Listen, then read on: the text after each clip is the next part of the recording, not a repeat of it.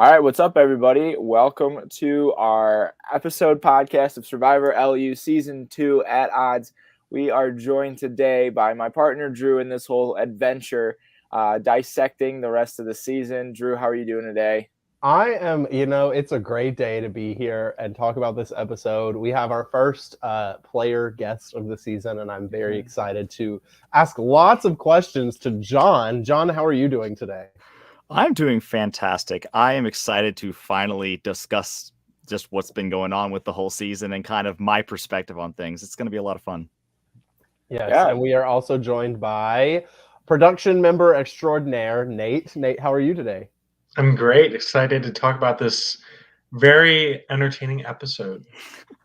I agree. I feel like that was the consensus on everything. Drew was texting me that this was a fantastic episode. He was watching it Saturday night. I was busy Saturday night, but I caught up just in time for this podcast. And yeah, wow, that was quite the doozy for what we had going on. We kind of immediately get thrown right into this gross food eating challenge. And two tribes are going to tribal council. And before we get into any spoilers for what that entails, I kind of wanted to reel it back a little bit and talk to John about his experience before this entire episode. So, John, I want to know your experience on how you got casted, what interested you in going into Survivor LU, and what was the pregame process like for you, and what was your game plan going in? Yeah, so it's really quite funny because I felt like I was torn between two halves of myself the entire time I was playing the game. And like prior to actually being casted, I had seen a lot more of the more recent seasons because I was really getting back into the show as it was starting to release more seasons. And I saw an advertisement for Survivor LU and I was like, I know nothing about this, but if it's anything like Survivor, I'm sure I'll have fun. Knew nobody involved. And I treated the interview for it like it was a job because I did want it. I did want to participate in it because I thought it was going to be a lot of fun. And it's quite funny because going back to my pregame interview, I said so many things about how I wanted to play the game. And I was just having so much fun that I literally did the exact opposite of what I said I was going to do. And it's because I was torn between like, do I actually want to win the game or do I want to have fun? And unfortunately, the fun side won. Right. I wouldn't say unfortunately. That was fantastic television. Oh, it was great. A great way to come out because it was very fun to watch as a viewer. But yeah, go ahead, Drew. Yeah. So when did you guys find out, like how long before the game did you guys find out that you were cast? Oh, I'm not sure exactly the timeline. It was at least a couple weeks beforehand. Nate, do you have any more insight from production on that? I don't know. Typically, we let people know at least a week ahead of time, but I don't know for sure. Right, because it seems like, from what I've heard, John, that you did a lot of pregame prep from some sign-up sheet or something. Tell us a little bit about that. It's really quite funny because I did what a couple of the other players also did, like Jay High, for example, yes. And like Austin. They also did like pretty much the exact same thing that I did. Only I was just kind of like looking at their profiles, kind of like friend requesting them on Facebook, but I only did it to like 4 or 5 people. And the episode makes it look like it's this massive deal as though I've got like vast connections across like this entire game. And like, it was a dumb move. Like I shouldn't have made it look like I had allies going into the game. I was just like, well, maybe I can get some sort of advantage by connecting with them early. And it was just a strategic mishap, but it's so funny how the episode phrases it as though I was this big villain, as though I was the one who really took the first shot. I'm pretty sure Jay High signed the document before me, and actually I saw his name on there afterwards, and he started following people and at least stalking their social medias. It was quite funny. That's awesome. So we get into the game, and you immediately make a mess. So tell us, you find out that you're on a tribe of all guys. What were your thoughts on that? Honestly, I felt like it was going to be a lot of fun. I did get the vibe straight off that these people were going to be competitive. I just didn't think it was going to be Survivor competitive. I felt it was going to be more like they didn't know much about the game, but it was going to be more like, oh, physical games, like sports type of thing, that kind of competitive. And I was like, okay, so I can play more of the strategic manipulative type game within my tribe. It's kind of what I thought going in. And I think a big mistake I made was, and it's quite it came from arrogance, quite frankly. It was this idea that maybe I knew more or cared more about this game than the other players, which couldn't have been farther from the truth. Everyone in that game was really fighting, especially on my tribe. And I think that going into it, I had this bad mindset about my fellow tribe mates that really kind of blinded me from the reality of how they were manipulating me. It was really, really interesting to look back at it. I've actually learned a lot in my personal life just from my experience early on within this game. I feel like that's kind of a not necessarily a fault to yourself, because this is season 2 and you guys don't really know what even happened in season 1. I mean, you probably heard stories of what happened from production.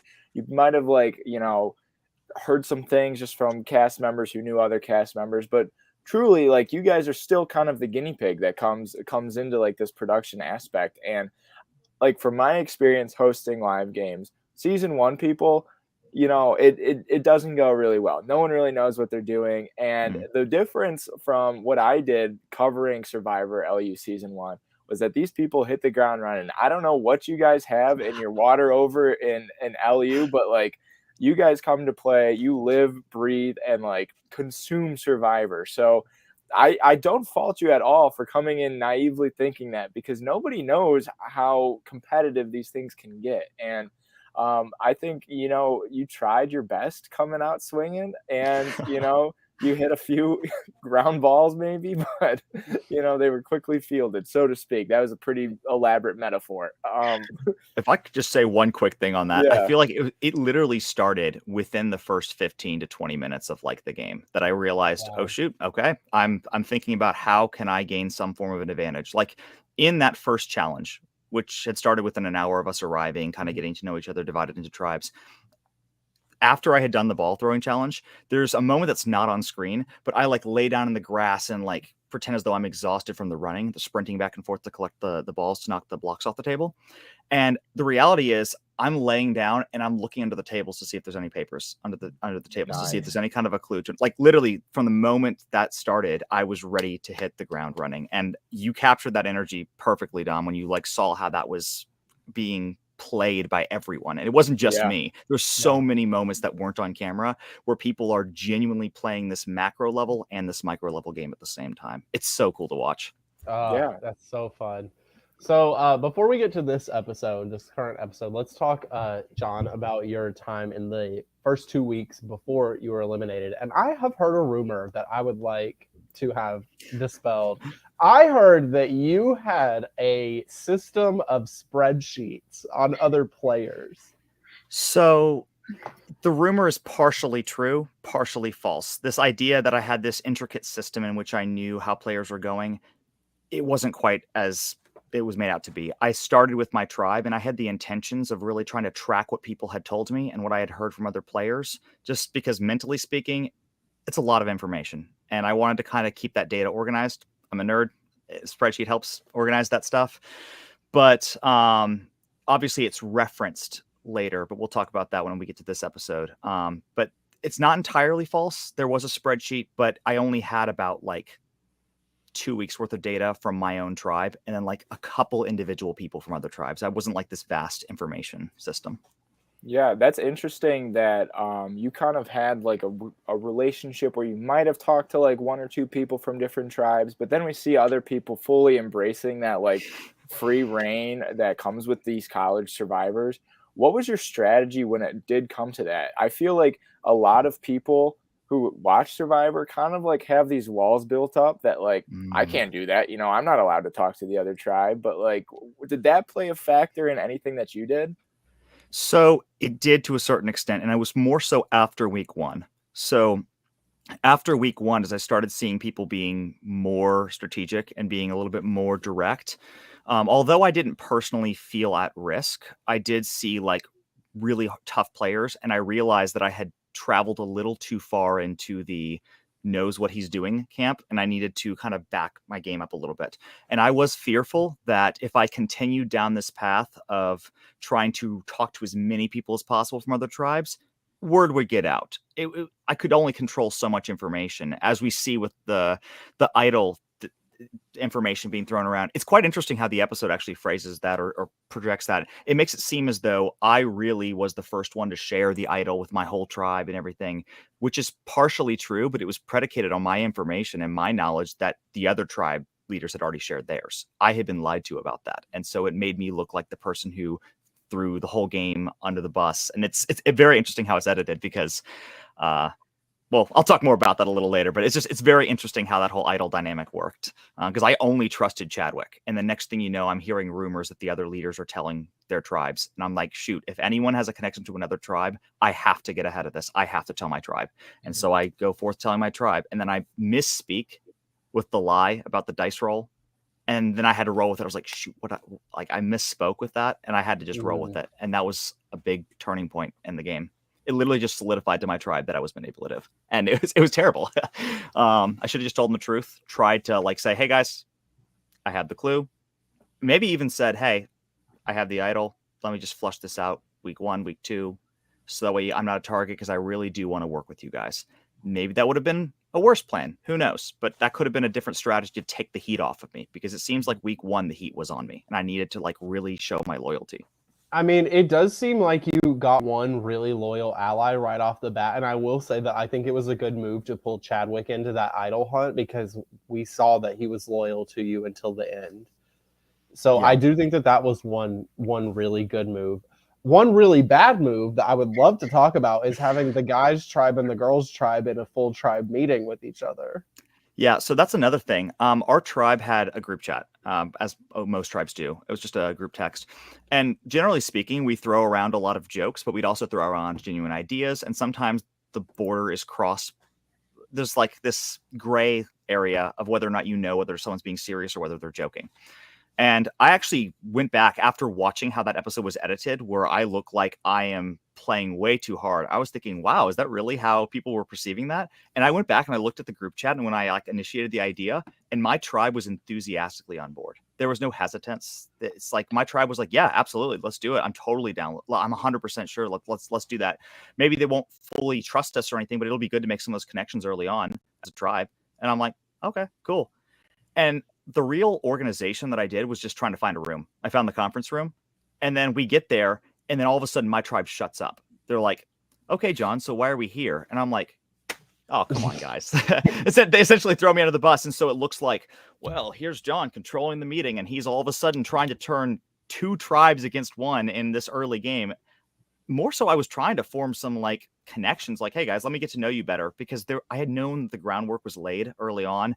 I think Victoria said in one of her confessionals that, quote, the guys' tribe said, oh, we were rooting for you during the challenge. That was me. I was the one who made that comment. I said, I'm rooting for you during this challenge. I think you guys are doing well, because Kalahari was being a little arrogant early on. And so I felt like the girls felt a lot of pressure, and I wanted to kind of be kind in that way. Unfortunately, there was a lot of mishaps with that, and I should have just kept my mouth shut. I shouldn't have tried to be ambitious, but it's so funny getting to talk to you guys after watching your analysis of my pregame and watching the analysis of the first 2 episodes. I watched you guys' analysis, and you guys have been spot on every single time. You guys have absolutely been correct that I've been playing too hard, and that although I made egregiously bad strategic decisions, I was very good TV. Oh, absolutely. That's all you can ask for is somebody's got to bring the heat and keep you tuning in each week. I don't know who's going to take your spot here on out. I think we have a pretty good cast, but it's going to be hard place to fill. Yeah. So Nate, quick question for you, going off of the good TV kind of comment. I know being on production, you're seeing things happen, and obviously you saw things that we didn't see. What was production's reaction finding out about this full meeting between the 2 tribes and starting to get that footage in? Because if this happened, I would be like, I mean, anything that happens like that, you're just kind of excited for it. I mean, we saw a lot of that season 1 too. There's always a fire starter who's going around causing problems in a good season, at least. So when you have someone like John who's going to be throwing all these crazy ideas out there and making them happen, it's like, this is so great. This is going to make the pre-merge so entertaining for all of us to watch. And unfortunately, it does come back to bite you oftentimes. But I mean, it's worth it on production side to see someone do it. Right. There's something that, John, you said that kind of sticks out to me in a little bit different way that not a lot of people like kind of bring up in like college games. Like these are semester long games. You can talk to other tribe members. You can meet whenever you really want without other people knowing. And you can text. You can, a lot of these conversations can happen electronically and virtually. And, a lot of people can agree to something and you don't entirely get the vibe of that because to you it could look like an entire tribe saying let's join up when actually they're like, oh my god, the rest of my tribe is wanting to meet up, I gotta say so like I guess how often did that kind of play a factor? Have you noticed that at all kind of happen after analyzing your first couple weeks in the game? Yeah, and I think it's very interesting because, like, going into the seasons, like, production tells us up front, like, they would prefer that we do most of our strategy and discussion, the vast majority of it, on video. If we have to send a quick text to, like, organize a meeting or something, by all means. So that was the extent to which there were some of those conversations. But generally speaking, the group chats are pretty sparse. There's not a lot of strategy happening. It's generally speaking like, hey, let's organize this meeting. Let's go to dinner as a tribe or whatever. But it's very interesting kind of watching that play out. And I know I had a couple texts with individuals one-on-one just to inform them of like time sensitive information. Like, oh, hey, I've got information. We need to beat up kind of thing. But not a ton of strategy until it was in person. There's actually a lot of footage of me having one-on-ones with people that like is not shown at all. And it's very interesting because I almost couldn't get my story straight because I didn't know what information was going places. And I crashed and burned because of that. And that is something that we noticed. We were like, John is having to tell a lot of people a lot of information, and it seems like it's not always exactly 100% the same story. And we're kind of seeing that as well, not to like jump ahead too much. We've kind of seen that with people like CK as well, where he's having to tell a lot of people the same information or like pretend to be shocked. And kind of the same thing with Ethan as well. So I'm interested to see how they are going to be able to play that off. Oh, I'm loving watching up until this episode's how CK's playing. And I have to say this, huge shout out to CK because CK was playing the game that I wanted to play. Like the way that he's playing as far as like maintaining control, he's doing what I tried to do, but he's successful. he knows what he's doing, right? And he truly does have a grasp on his tribe. I mean, we see a couple of his tribe members really get the vibe that maybe they're being manipulated, but what can they do about it? Because he's in control. And it's quite impressive to watch how much handle he has, not just within his own tribe, but other tribes. And that's kind of the game I wanted to play and just failed to do so. Well, before we jump into a quick recap of episode 3, is there anything else, John, that we should know about your time in the game leading up to this episode? Anything we didn't see, behind the scenes stuff? Anything else you want to share? Yeah, so it's quite interesting. One quick thing, going into episode 3, the first 2 weeks, I really felt like I had a really solid grasp and solid connection with pretty much everyone on my tribe. I generally had a read on people who I wasn't sure if I could trust, but my general reading going into episode 3, or going into week 3 rather, was Ethan is a wild card. I can't quite figure out how much of Survivor he knows and how much he doesn't, or how hard he's playing, or how hard he cares. Like I really couldn't read it. Austin's similar, but he's not as much of a wild card, but I don't know how much of Survivor he knows and how hard he's playing. Andrew, I had got a little bit of a hint that he knew that we were gunning for him, and so I knew that maybe he wanted me gone. But I thought, he's in the minority as long as I have the numbers. And then Jay High, I wanted to work with. Chadwick, I knew I had in my pocket. And like I 100% was certain that if I went down, at least I'd have Chadwick. And I was right about that. But it's like very, very cool to see how that plays out. Yeah. I also want to take a quick note before we get into it. It's really interesting that you said that you had a lot of footage of your one-on-one chats and the way that it was edited, because we see you bragging about your social game. And to us as the viewer, it literally only seems like you sit down with a big group, say what you need to say, and then go, man, I'm playing a fantastic social game. I know. So we don't really get to see some of those one-on-one connections that you have actually formed. So I also want to give credit where credit's due, that at any point, if we talk about somebody that you have had those one-on-one connections with, feel free to chime in and say and explain that connection and that game move that you had, because you need a lot of redemption in this podcast. I feel like you got a lot of redemption. I disagree. I don't think you need any redemption. You're at the top of my list, honestly. But I also want to say, because going out with an idol is never fun. I've done it before in some games. I've done it. Yeah. It's never fun, but it goes to also show the trust that you may have had with those people. So moving into this episode right away, we have our food eating challenge. Disgusting. Your tribe so bad. Allegedly threw it because Austin cannot eat hot sauce. How does that feel that you were that big of a threat to that they threw the challenge to get rid of you?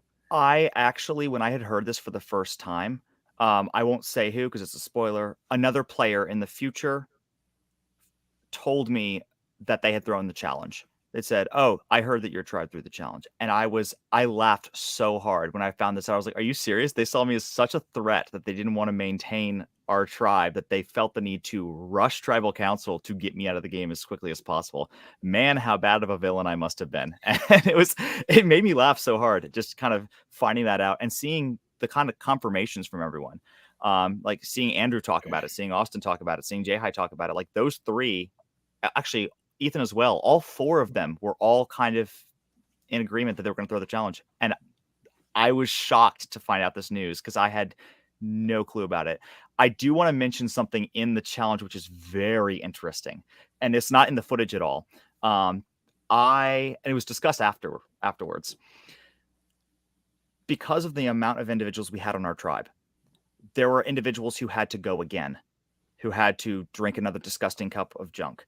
I was ready to take one for the team. I was ready to go. I was like, let's do it. Let's take another cup. And keep in mind, it was horrible, but I did not want my tribe to lose. I truly was like fighting for this. And I was like, does anybody else want to do it? I'm down if not. And Jai goes, no, it's okay. It's okay, dude. I got it. And the reason he had to take that is because they had to throw the challenge. And I mean, it was communicated to me later that the plan was to throw it. And if I had one more shot, that plan could have been out the window if I had actually succeeded. And so they couldn't allow that to happen. They had to play the, no, it's okay. I'll take one for the team. And Jai did it just to get me out. It's so funny. That's crazy. Yeah. So we go into this challenge. It's an eating challenge. And also we find out that 2 tribes are going to have to go to tribal this week. And we see for the first time, the guys' tribe loses and the girls' tribe loses. And the tribe, Kalahari finally wins an immunity. That was great. We finally got to see them be at peace for a week. Let's briefly go into the girls' tribe, Tiwi. Madeline basically quits. That's all. Dom's favorite player. Winner pick quits the game week 3. After not even doing anything the first 2 weeks. I laughed so hard when I saw that. When I saw his pregame assessment, I was like, "Oh, buddy." Great base. Yeah, that was a rough one. That was really a rough one to see. I kind of had high hopes, but the lack of footage that we saw in the first 2 episodes, I could do nothing but really hype her up as much as possible, because that was a very bold winner pick, and kind of went down the. That was brutal to see happen. However, I will give her where credit is due. You don't really know what you're signing up for when you get to that stuff. And she did miss the very pivotal first, challenge where you kind of get that vibe and that energy and hit the ground running, where I think the only thing that, her first exposure to the game was John calling everybody into the room. So like with that being her first like big strategizing session, I feel like that can also be very overwhelming. However, if it takes really big guts to be able to acknowledge the fact that you can't participate to the fullest extent. It already sucks that, on the production side of things, but I would, as a producer, I would rather have somebody, leave rather than somebody who wants to be there. So Madeline, it was a pleasure to see you play. I hope you're enjoying your time on the edge of extinction and can't wait to see you come back. at merge. But yeah. Yeah. Anyway, so no, I it think, was a bummer. it was, while it is always a bummer to see somebody, volunteer to be voted out. Technically, it wasn't a quit, but she did volunteer to be voted out. I think that was a huge pro for Melanie and Haley because, as we saw, they're on the bottom. Their tribe dynamics, it was kind of like the three on the top being Delaney, Victoria, Sophie, and then Melanie and Haley on the bottom, and Madeline kind of like maybe a fourth in the majority. We didn't really get to see that. So now it's a 3-2. But anything could happen because Victoria and Delaney are kind of iffy on Sophie now, and Sophie, we saw, it's kind of like, I think on the next time on, it was like, yeah, I'm out for blood. Like I'm ready. So I'm interested to see how that develops. We could have a swap soon, which I think would be really fun for Melanie and Haley, maybe to get some room to move around. But yeah, anything else about Tiwi? I do have a question for Nate, and I kind of want to know to what extent the girls' tribe may have like considered, keeping Madeline and just, blindsiding somebody else. Like how close was it to that, or was it pretty cut and dry? I think for the most part, the three girls at the top were kind of just cool with it. I know Melanie was one of the people that considered, can I make a move this week and take out someone else? And then Madeline might still quit. Like, how can I increase the number of people leaving the game like right now? Yeah. Yeah, so I think Melanie considered that. I don't know if people really considered it that like seriously though, just because they wanted to respect her wishes. But Yeah. It was definitely thrown out there a couple times. Interesting. That's interesting that Melanie thought of that as well, because I figured she might, run with it, and Delaney or somebody would have, or Sophie would have come up with something. Well, and we do see that Melanie tells Madeline, like, hey, you can write my name down. So, like, I mean, she was pretty confident that, like, yeah, the votes are all going on Madeline. So, like, somebody has to, whatever. So but I think Madeline did not have an idol. I do think what we are seeing from Melanie, which I'm finding very interesting, is while she isn't getting a ton of screen time, I do think that we're seeing her kind of be almost the opposite of John, where she's just like sitting back and she's taking in a lot of the information and she's taking time and analyzing, and especially hearing that from Nate about her considering making a move. I think Melanie might be a person to watch out for moving forward in a swap kind of situation, because I think we're starting to see that she's really good at thinking through things and analyzing situations. So I'm really interested to see Melanie moving forward. I agree. I think Melanie is one of those players that are really, kind of easy to get rid of at the beginning of, a game. However, if you let them run a couple rounds, if they survive those couple votes, you can see them be pretty lethal to people who didn't take at the time of day to really consider them as players. So yeah, I think she could cause some damage in the future. Yep.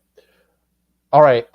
Let's move on quickly, I guess, to Kalahari. I'm not sure if there's a ton to say about Kalahari this week. They didn't go to Tribal. Most of the confessionals we got from them, especially from Hallie and Idris, were just kind of like, yeah, I'm glad to not go to Tribal. Yeah.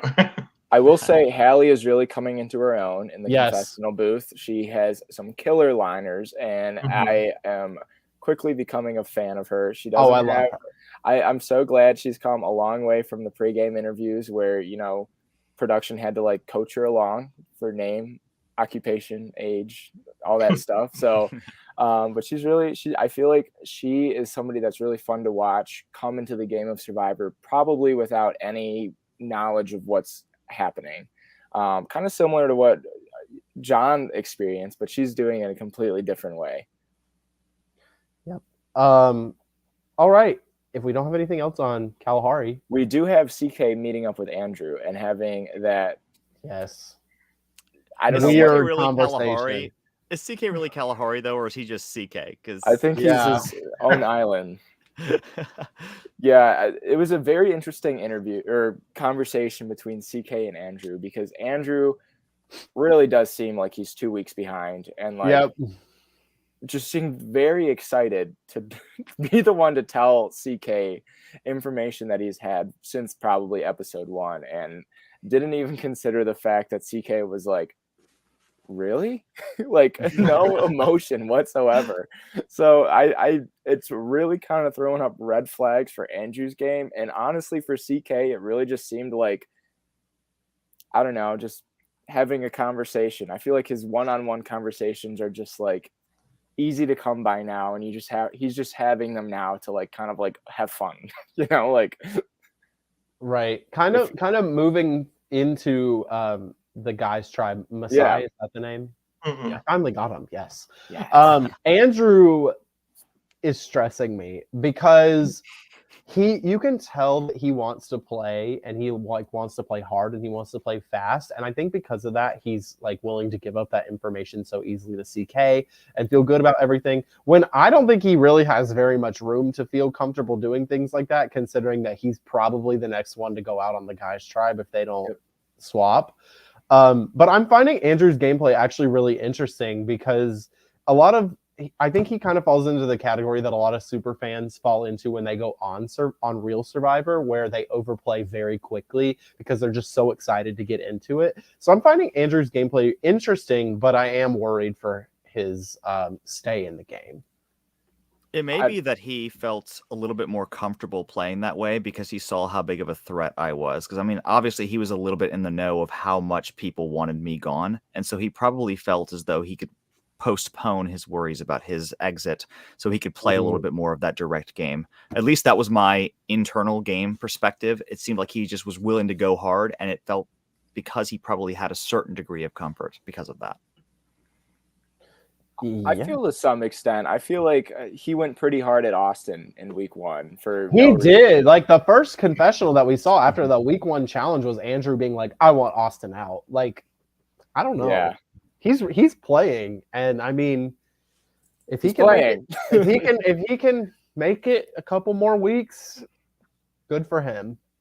I think Andrew kind of has like the chaotic, like neutral that Nate brought to season 1. Of just like kind of being able to like, I feel like Nate did it like a little bit better and recovered a lot better in certain situations, but if Andrew can survive like a swap or like survive until a swap, I feel like he would be a great number for somebody and just be able to play like accordingly and just, run it from there. So I'm not counting him out just yet, but he's pretty low in terms of guy tribe. I messed up the name. Masai. Yeah, I would say also I'm a little bit worried for Chadwick. I mean, we just saw Chadwick's closest ally get voted out, and we really haven't seen Chadwick talking to many of the other guys in one-on-ones because from what we understand, he's a straightforward person. He's going to be honest and loyal and tell the truth, and he was with John. John's gone, so now he's by himself. I mean, the 4 other people voted essentially against his alliance. So I'm interested to see where Chadwick goes from here. I don't know if he's going to pull, a Rupert and Pearl Islands with a "who voted for me" and like go into all of that, or if he's going to be able to take the time and step back and recover and form new relationships. I think Chadwick is probably the person in this tribe who would benefit the most from a swap, just because I think he's probably the person on the tribe who's playing the least hard from what we've seen. I don't know, John, would you say that's accurate that out of everybody remaining at this point, Chadwick was probably playing the least aggressively? Especially in our tribe. I wouldn't say necessarily he was playing the least aggressively overall because he definitely had a lot of great one-on-ones with me where he was getting a lot of information from other tribes and like relaying it back to me, which was excellent for my game. But the problem is people knew that he was with me, so they were feeding him what they wanted me to know. They were feeding him the information that kept me in the dark for when I got voted out. There's so many layers. Oh, it's crazy how deep this goes because Chadwick was very trusting of CK. Chadwick trusted CK almost as much as he trusted me. He told me that he wanted to be a final 2 with me, and he'd love to have CK in a final 3. But he trusted CK a little too much to relay information to him. These people are so delusional about CK. It's crazy. He's Russell Hance, baby. I'm in no position to comment on other players' delusional actions. Nate, I'm curious what your opinions are, having played season 1 and having observed from the sidelines season 2 and kind of seeing it come to fruition. Was your game this layered with so much like, cross tribe chatting, cross, alliances and that stuff going on, or was it pretty much just cut and dry, like Tigers versus I forget the blue tribe, but I remember Tigers. Beyond. Yeah, it was a lot more straightforward for us, where like aside from the people that came into the game already knowing someone, which it didn't really matter that much because they didn't work together, we basically acted like we were on different islands. Like we didn't interact with the other tribe at all until we swapped. So it was a lot more like of the tribe versus tribe mentality, and that carried through the entire end of the game too. So it's very interesting to see the dynamic being completely different for season 2, where people are like not even caring about others interacting across tribe and stuff like that. I'm curious if this is just like a consequence, I guess, or an action because of the 3-tribe dynamics, because there's only so many people that you can talk to. And when you have these larger tribes, you can, I don't have more conversations and stuff. But when you only have like 4 or 5 other people to talk to, you kind of start to branch out a little bit. John, did you think that kind of played a factor into it? Was that anything, the 3-tribe factor come into like your thought process on who you could talk to and stuff? It definitely played a factor into it because, again, not week 1, because week 1 I really overplayed, but week 2 I started trying to course correct a little bit, absent that big meeting. I tried to course correct a little bit in some of my one-on-ones and some of my discussions, but I realized that I didn't want to spread myself too thin in who I was reaching out to. It's, can I make my moves powerful and strategic in the right direction? And obviously that didn't play out the way I wanted it to, but that was like my thought process. And I really wanted to kind of like mostly focus in on my tribe while trying to pull in maybe 1 or 2 people from each of the other tribes, but not really like trying to make this vast connection, because I feel like this idea of like, if you spread yourself too thin and you're reaching out to everyone, it only makes you a bigger threat. And that was kind of the dynamic of, if there's 3 tribes, there's so many possibilities of who you could talk to. And I guess I was naive enough to think that maybe the other players would have my same mindset of, well, maybe we shouldn't spread ourselves too thin. When in reality, it seems like a lot of people were finding a lot bigger connections cross tribe than I did. Gotcha. All right, so let's get to this vote, or leading up to the vote. So I was kind of confused in the episode as to whose idea this vote split was, because I know that Andrew talked about it, but I think Ethan and Jai also talked about it in confessional. So I'm not quite sure, Nate, if you know, or John, I guess, if either of you know who kind of originated that plan. In my mind, it was probably Jai, but I don't know who came up with this plan to split it 2 and 2, and because they knew about John's idol. I think it might have been Ethan, to be honest. I know that Ethan and Jai were the greater drivers, but I think it might have actually been Ethan, which is very telling considering that in week 1 we don't see him playing that hard. Right. Well, and Jai is the super fan. Ethan's not the super fan. But Ethan's the one who prompts this idea of splitting the vote, which is a very strategic seasoned survivor decision on the basis of an unknown regarding an idol. And it's very interesting to see Ethan like kind of initiate that. Correct me if I'm wrong, Nate, but I do believe that Ethan was the one to initiate that. It very much got like, it began with the last episode with that meeting with CK, Delaney, and Ethan, and eventually Austin too. That was kind of where the idea, I mean, they all wanted John out at that point. So that's kind of where the idea came from, to kind of throw the challenge to get him out. And then Ethan and Austin, and I think Jai very much too, were all kind of very involved with the planning to split the vote and get John out of the game.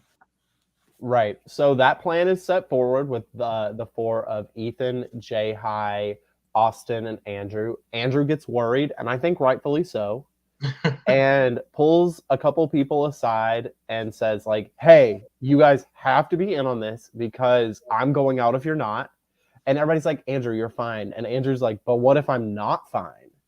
And it's very much that. Like, he's playing like a super fan. I love it. I think it's so much fun. We see the vote kind of go off the way that the majority had said it.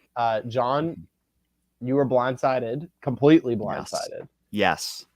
There was a little bit of like a very small amount in the back of my head. Like, obviously in my confessionals, I'm like, oh, I'm 100% safe. I know exactly what's happening.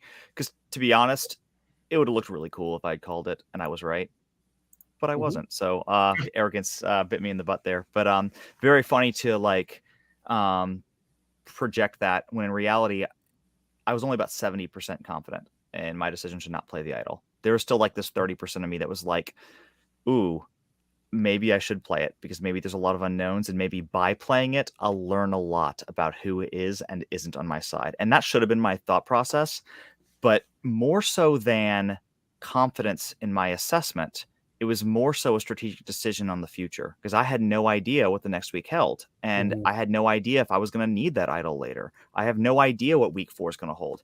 Maybe there's a merge. Maybe there's a tribe swap. I have no idea. And so I have to hold on to that idol. And that was a big factor in the decision to hold on to it. And so I kind of had to go all in on my plan of like trusting my tribe. Like, this is the plan. It's very cool because you see like the change in my facial expression in the beginning of Tribe. Yep. I'm sitting back. I'm relaxed. Like if you go back and rewatch the footage, I'm sitting back. I'm almost like just waiting to see if my plan succeeds. And then you see the split. And the first time my name's written down, I'm like, oh my, I can't trust anyone but Chadwick. Like at that point, I knew Chadwick hadn't betrayed me, but that was the only person I was certain with the moment I saw my name come up once. It was crazy.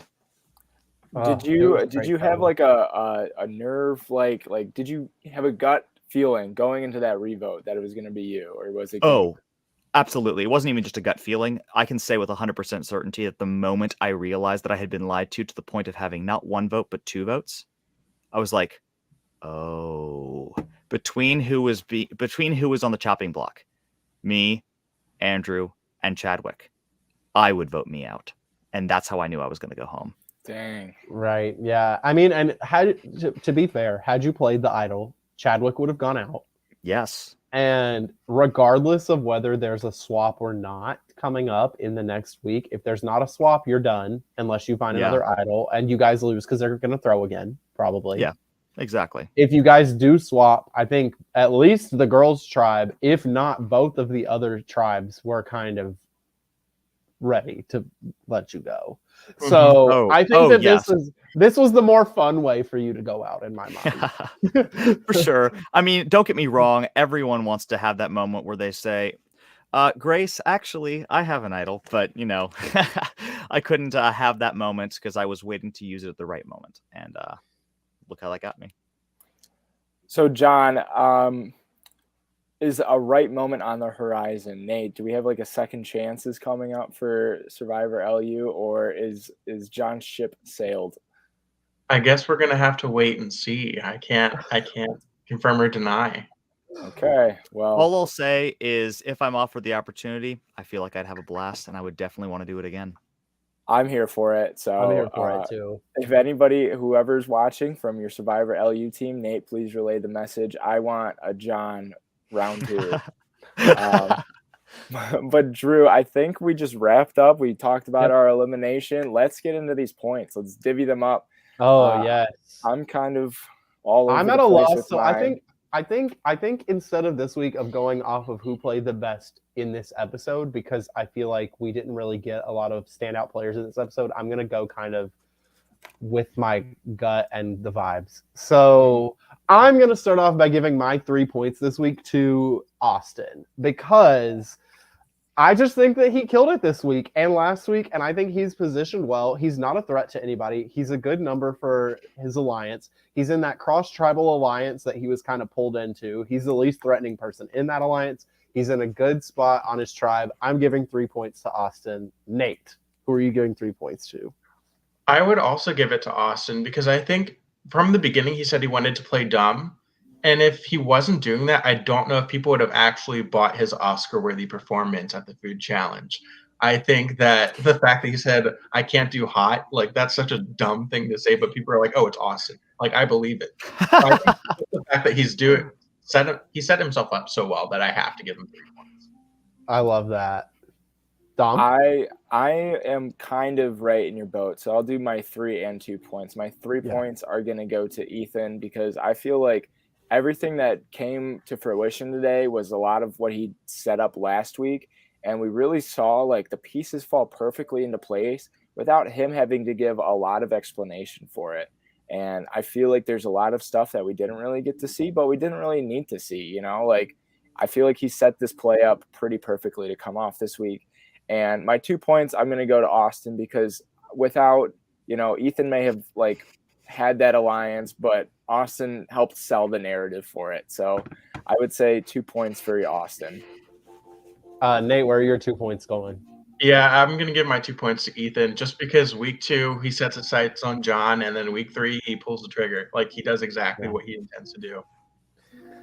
I'm going to give my 2 points to Jay High because I feel like Jay High has been doing a lot behind the scenes that we haven't necessarily seen on camera. And every guest that we've had on here, plus, things that I'm hearing and seeing, I just think Jay High is putting in a lot more work than maybe is being shown on camera. And he's like a lot of people's second in command. Like, we know he's close with CK. He was in the majority this week. He's, part of these ideas to throw challenges and split votes. So I think I'm going to give my 2 to Jay High. And then my last one, I have 4 names written down. So I'm going to see where you guys go first before I make my decision. Nate, where's your head at? Yeah, I'm going to give my 1 point to Idris just because they could have very easily lost the girls if they sucked at another challenge. And Idris is, I think, the only person who might have gone more than one per tribe. So he definitely carried them that respect and wanted that challenge. And he gave some pretty interesting confessional footage too, so why not? Yeah. Dom, we already know you're giving your point to Madeline. I was going to say it was a genius move, voting yourself out of the game so that you can, win your way back in. It's, you get to you get your Monday nights back, and all you have to do is show up to a merge challenge or a final 6 challenge, and you're back in. So I'm kidding. My last point is going to somebody on the girls' team, though, or Tiwi tribe. I really want to give it to Delaney because I feel like she really set herself up in this position on her tribe where she didn't have to really do much whatsoever. Madeline did volunteer, but I feel like she was in on that play to get John out just as much as everybody else is. And, I feel like it could be a split between her and CK, but I've given CK enough love these past couple weeks. I think Delaney deserves, my last point. Delaney was one of the names I had written down, so I'm not going to give it to her because she's gotten a point. I'm torn. I think I'm going to go with Hallie. Because who's going to vote out Hallie? That is a good call. I don't know. It was between Hallie and Melanie because I think Melanie's starting to warm up and I'm liking what she's starting to give, but she's still in such a position where she could just be sniped out if they lose the next challenge. Whereas I think if Kalahari loses that next challenge, it's probably Lily going out instead of Hallie. Mm-hmm. Like I said, who's going to vote out Hallie? She's not threatening anybody. She's getting into the competitive nature of the game. I am living for Hallie. And Hallie, I promise this is not because you posted the clip of me roasting you on your Instagram story. But yeah, so that is where we are at for the week. Dom, any other thoughts? Yeah, I just kind of want to know, John, before we sign off for the night, take yourself back to that fateful night of getting your torch snuffed. I want to know, at that point, who did you think was playing the best game on each tribe? And give us a little bit of insight on what your thoughts were at that point without potentially spoiling anything. Certain. Because I only know so much. Believe it or not, a lot of the other people who kind of got voted out pre-merge they really know a lot more past when they got voted out. Fortunately, I can't spoil much because a lot of what I know is kind of hearsay. Haven't seen footage, haven't seen early releases or anything. So I'll be watching it live with you guys. Really excited because I have no idea what's coming. So nice. Take my observations with a grain of salt. But I knew that the moment I had been voted out, Ethan was playing really hard on my tribe because that week especially, when I trust him with the information with the idol, when I try to pull him in because I thought that he was concerned about the guy-girl tribe thing, I was like, okay, Ethan's playing very hard. CK was making a lot of connections cross tribe, and I kept hearing his name multiple times from multiple people, and I'm like, geez, this guy is really playing the game hard. And only now am I seeing his perspective, and it's confirming my suspicions that he really was playing the game hard. And third, I wasn't really sure about the all-girls tribe. I was a little bit secluded from them. I wanted You to had say a whole tribe meeting with them. yeah, but after that tribe meeting, they kind of excommunicated me. A lot of them really didn't really communicate with me except for that minor interaction with Victoria. And I think that my thoughts with that was it was either Sophie or Delaney. I didn't really know. I was kind of torn between the two because that's, I mean, coming from where I was at there, I didn't really know who was playing hard there. I will say this, that vote out taught me not just so much about how to play this game. So if I were to play this again or future games that are similar to this, it taught me a lot about life and it taught me a lot about how to read people in general. There have been real people in my life who have been manipulating me and I have been able to spot it. I've been able to cut it off. I've been able to put a stop to it, have a conversation with it instead of being dragged down into drama in my real personal life, all because of the fact that I was too trusting in this game and learned my lesson because of it. Getting burned is a great way to learn lessons in the real world. And it definitely had a real effect on me. It's really cool. That's That awesome. is really cool to hear. Yeah, that is awesome to hear. Nate, what can we look forward to moving forward in the season without spoiling so anything? obviously John was like the big target for everyone. So someone has to become the new target. Obviously, everyone's kind of throwing out a couple names, but only time will tell. And obviously, we have Sophie kind of on the revenge path potentially in the future. And who knows what's going to happen? A tribe swap could be coming, maybe not. I guess we'll have to see. Next time on Survivor. Right. Exactly. Yes. Well, Drew, do we want to do bold predictions? Because I'm pretty let's shot. just do a one really quick, like absolutely absurd one. Edge my of extinction. My prediction is that something really bold. Sophie is going to idle out someone in a swap. That is, I don't think that's bold. I think that's a very realistic outcome that we could see. I feel I was gonna say the exact same thing. No, you weren't. I was gonna say that she is gonna be on a revenge path. I think we have a swap coming up, and I think we might see a similar situation happen that happened over in season 1. I forget who got screwed over on that vote, but I remember that tribal very well. So I think we might see a similar situation play out that way. A new idol will be hopefully coming into the game. So I think we'll see Jay High or Ethan or even Andrew be all over. If Andrew or Chadwick get that idol, it could be a whole nother mess. I would. So that's going to be in play, and whatever havoc Mr. CK Hans has up his sleeve. Imagine Sophie idols out CK. I'll scream. No. Yes. But yeah. So yeah, that's all that we have for today. Everybody who tuned in for this whole dialogue discussion that we had set up, thank you for tuning in. We do have a new episode coming out Saturday, I believe. Nate, can you confirm? Yep, Saturday 8 p.m. Saturday 8 p.m. on Survivor LU channel on YouTube. Be sure to check that out. Follow all their social media for all the updates. Follow all of Live Reality Games socials for all those updates as well. It was great talking to you, John. John, it was a pleasure to finally be able to meet you face to face. Nate, it's always a pleasure. Drew, hang in there, buddy. Thank you guys so much for having me. It was an absolute pleasure. Of course. I hope to have you on for some more future discussion. If you're not spoiled on the season, we need a guest, you're more than welcome to pop in. But that's all from us tonight. Have a great Tuesday night and happy June.